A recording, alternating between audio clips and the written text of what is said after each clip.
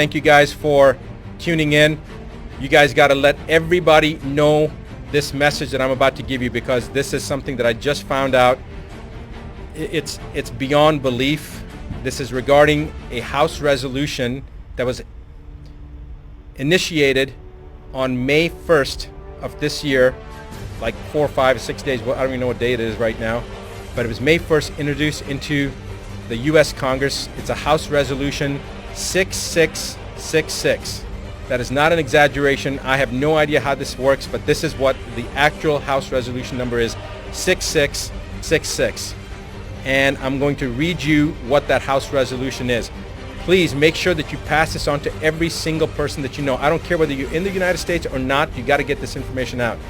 House Rule 66, or House Resolution 6666, is for COVID-19 testing, reaching, and contacting everyone act.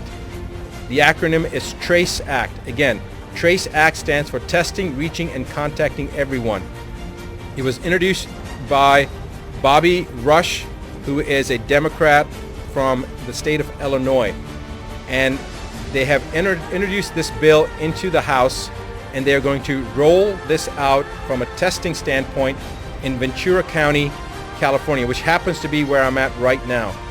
And I couldn't believe that I heard this, but basically this act is to allow individuals to come into your house, and if you've got a cough, or somebody in your family has a cough, or you have a fever, or anything that they determine that shows that you have COVID-19, regardless of if you've been tested or not. They will also test people, but remember that testing already has been shown to be there to be a high rate of false positives. False positives meaning you don't have COVID-19, but the test shows it's false positive. It's showing up as positive, so they call it a false positive.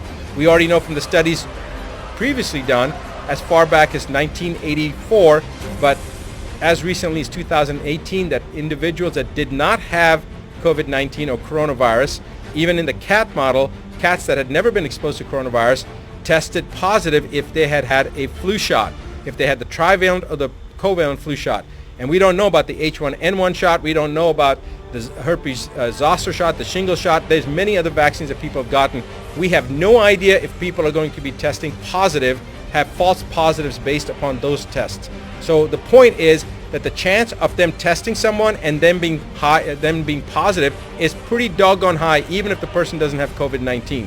But they're going to use that to pull you or your loved ones, especially your children, away under pretense of public safety. They're going to say that your child has to be removed from you because you have COVID-19, and so to protect your child, we're going to take that child. Or we're going to take your grandmother or your father or you and put you into quarantine.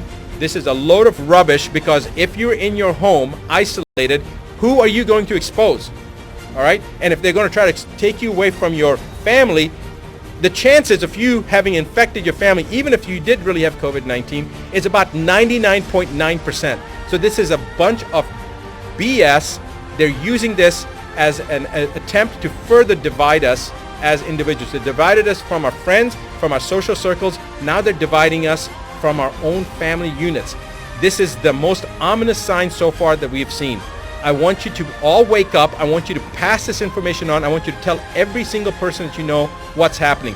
If you're not in the United States, I don't care. It's coming to your country as well. And if you're in the United States, you need to contact your representative.